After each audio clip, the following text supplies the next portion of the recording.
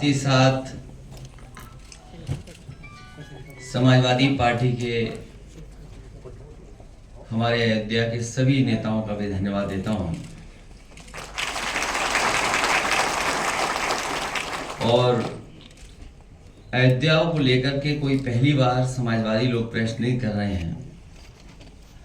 इससे पूर्व में भी समय समय पर जब किसान आए, व्यापारी आए और हमारे गरीब जिनके साथ अन्याय हुआ उस समय आए, तो हम लोगों ने समय समय पर प्रेस के माध्यम से सरकार को जानकारी देने का काम किया। लेकिन सरकार सुनने वाली नहीं है और जो कुछ समाजवादियों ने जिस समय रखा, सरकार ने कोई कार्रवाई उस पर नहीं की और उसका परिणाम यह है कि अधिकारी और भारतीय जनता पार्टी के लोग मिलकर के लूट में लग गए हैं। और जहां लूट होगी वहां विकास नहीं होगा, जहां लूट होगी वहां विकास नहीं होगा। और हम अपनी पार्टी के नेताओं का धन्यवाद देते हैं कि अयोध्या का काला चिट्ठा लूट का जो उन्होंने आज बताया है और जानकारी दी है, ये केवल अयोध्या का नहीं है। अगर अयोध्या जैसी पावन धरती पर ये भारतीय जनता पार्टी के लूट कर सकते हैं, तो आप सोचिए उत्तर प्रदेश में और जिलों में कितनी लूट हो रही होगी। अयोध्या जैसी पावन धरती पर जो किसान स्वयं ऐसे अच्छे कार्य के लिए जमीन देना चाहते थे, जिस समय मांग थी कि सेक्रेटरीट बढ़ाया जाए, इनको मुआवजा दिया जाए, सरकार ने किसानों को कहीं मुआवजा नहीं दिया जो उनकी मांग थी उसके अनुसार। लेकिन जब गरीब किसान भोले भाले लोगों से जमीन ले ली, जब दूसरे लोगों के पास जमीन पहुंच गई और अपने लोगों के पास उनके जमीन पहुंच गई, उसके बाद अयोध्या का सर्किट रेट से लेकर के सब बढ़ा दिया गया। क्या ये राजस्व की क्षति नहीं है? और मुझे खुशी इस बात की कि तमाम भारतीय जनता पार्टी के पदाधिकारियों की सूची और अधिकारियों ने जिन्होंने जमीन ली है, उनकी रजिस्ट्रियों की कॉपी हमें दी है। ये रजिस्ट्री कॉपी है। और यही नहीं है, बहुत बड़ी संख्या में फाइल में है ये सब। केवल यही लूट नहीं हुई, सेना जैसी जो डिफेंस है, उस डिफेंस के जमीन से कोई छेड़खानी नहीं करता। कभी इस डिफेंस की जमीन की तरफ कोई नहीं देखता। और जहां पर फायरिंग रेंज थी, जहां पर आर्टिलरी या और अभ्यास के लिए इस्तेमाल जमीन होती थी, उस जमीन को भी इन्होंने भारतीय जनता पार्टी के लोगों ने बेच दिया। और अपनी हार के कारण जनता को दुख देने के लिए, जनता को परेशान करने के लिए रेलवे अलाइनमेंट भी बदल दिया। जो अलाइनमेंट पहले था उसमें किसी गरीब की ज्यादा जमीन नहीं जा रही थी, किसी का कारोबार नहीं खत्म हो रहा था। लेकिन जानबूझ करके भारतीय जनता पार्टी ने कि अब चुनाव हार गए हैं, सरकार उनकी है, तो हम रेलवे का भी अलाइनमेंट बदल देंगे। और रेलवे का अलाइनमेंट भी बदलने के काम चल रहा है, जिससे कि गरीबों की जमीन वो छीन ले, घर मकान जो सदियों से रह रहे हैं, जो कारोबार कर रहे हैं, उनका छीन ले। तो ये तो अयोध्या केवल एक जिला है। इसी तरह पूरे प्रदेश में हर जिले में भारतीय जनता पार्टी लूट मचा रही है। तो क्या है जीरो टॉलरेंस उनका करप्शन के लिए?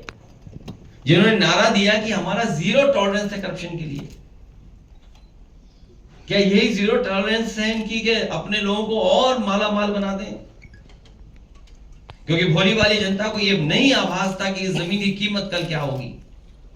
लेकिन अधिकारी और बीजेपी के लोगों को पता था कि कल इसकी कीमत क्या होगी।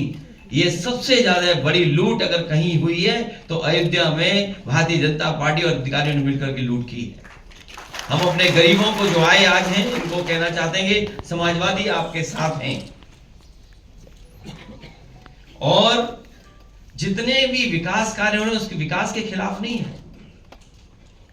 अयोध्या वर्ल्ड क्लास सिटी बने, अयोध्या के पास और अयोध्या के आसपास वर्ल्ड क्लास इंफ्रास्ट्रक्चर हो। हालांकि उसके लिए दिमाग चाहिए होता है। अगर वर्ल्ड क्लास इंफ्रास्ट्रक्चर और वर्ल्ड क्लास सिटी बनाने के लिए हम अपने अयोध्या वासियों को भरोसा दिलाते हैं कि 2 साल के बाद जब सरकार समाजवादियों की आएगी, अयोध्या को वर्ल्ड क्लास सिटी और किसी भी हमारे गरीब किसान उसका नुकसान नहीं होने दिया जाएगा, उनकी ज्यादा से ज्यादा भरपाई की जाएगी। और अगर सर्किल रेट भी हमें बढ़ा करके अगर अयोध्या वासियों को मुआवजा देना पड़ा तो सर्किल रेट बढ़ा करके उनको मुआवजा दे करके उनके घर परिवार में भी खुशहाली लाने का काम करेंगे। चाहे ओवरब्रिज हो या जो प्राइवेट बिल्डर्स को जमीन दी जा रही है, महर्षि योगी जी के नाम पर जो ट्रस्ट था उसमें भी कुछ अधिकारी लोग घुस गए, पता लगा है, केवल इसलिए कि उन्हें पता है कि उसकी कीमत कल क्या होगी। तो एक तरफ तो जहां ये लूट मची उत्तर प्रदेश में, वहीं अन्याय की सब सीमा टूट गई है। अभी हमें सुल्तानपुर के परिवार के सदस्य मिले जिनके बेटा इंजीनियर। कोई कल्पना कर सकता है आज के समय पर कि मुंह पर टेप लगा दिया जाए, हाथ पैर बांध दिए जाए और पीट पीट करके उसकी जान ले ली जाए? क्या ये सुल्तानपुर की पहली घटना थी? इससे पहले भी इसी तरह की घटना हुई थी। अगर आपको याद हो कि भारतीय जनता पार्टी से संबंधित रखने वाले ने एक हत्या की थी वहीं पर सुल्तानपुर में। और अभी जो झूठी कहानी पढ़ी जा रही है इनकाउंटर को लेकर के, कोई ऐसा व्यक्ति नहीं है जो न जानता हो कि भारतीय जनता पार्टी की सरकार में झूठे इनकाउंटर हो रहे हैं, हत्या की जा रही है। जो मंगेश यादव की हत्या हुई है, गांव से लेकर के आसपास के लोग जानते हैं कि पुलिस रात में आई थी, उठा ले गई, पुलिस उठा करके लेके गई एसटीएफ। और सोचिए आप कैसी कहानी गढ़ी गई कि उसके पास नया बैग था, अमेरिकन टूरिस्ट बैग बताया गया, और जब बैग खोला गया तो उसमें भी कपड़े नए मिले शोरूम से खरीदे हुए। और जो मोटरसाइकिल मिली, सुनने में आ रहा है कि जो मोटरसाइकिल जिसकी चोरी हुई थी कई दिनों बाद एफआईआर लिखी गई, और उसके घर परिवार के लोगों के मां का इनको दर्द समझ में नहीं आ रहा, बहन के आंसू नहीं समझ में आ रहे। और सोचिए कैसा दिमाग इनका, सरकार ने कैसी होशियारी दिखाई कि चप्पल में इनकाउंटर कर दिया। बताइए कैसा दिमाग इन लोगों का, क्या होशियारी दिखाई। कौन नई तस्वीर देख करके बता सकता है कि यह झूठा इनकाउंटर हुआ था? और यह पहला झूठा इनकाउंटर नहीं है यूपी का, तमाम इनकाउंटरों पे उंगली उठी है।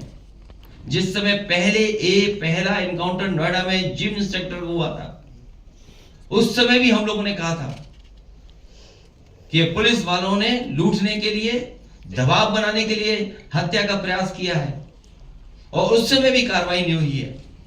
अभी तक जितनी भी हत्याएं हुई हैं या इनकाउंटर हुए हैं, सबसे ज्यादा पीड़ित परिवार के लोगों की हत्या की है सरकार ने।